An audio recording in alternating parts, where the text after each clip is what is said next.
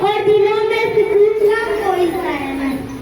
इसी घटा को अंधेरे में इंसानी सदा फरियाद बुलंद कर रही थी।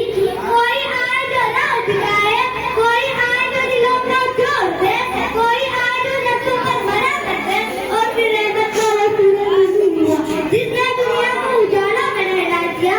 वो जात नहीं तारीख जाती है मोहम्मद मुस्तफा सल्लल्लाहु अलैहि वसल्लम के नाम पे।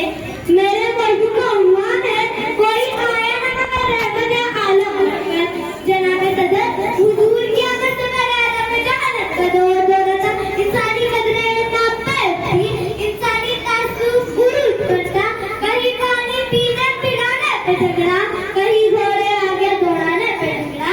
यूं ही रोज आती थी तकरार में, यूं ही रोज चलती थी तलवार में।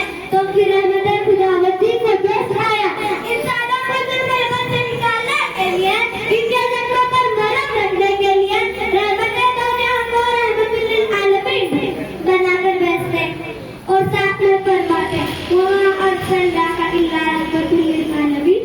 सदर अली वक़ार ये रहमत किसी खास कबीले या कौम तक महदूद आती।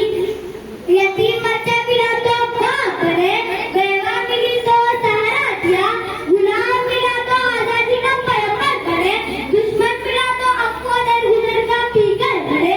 ताइफ को मंजर सर में लाए, लहू लहान कर दिया गया, पत्थरों की बारिश की गई मगर जुबान मुस्तफा से बददुआ रही।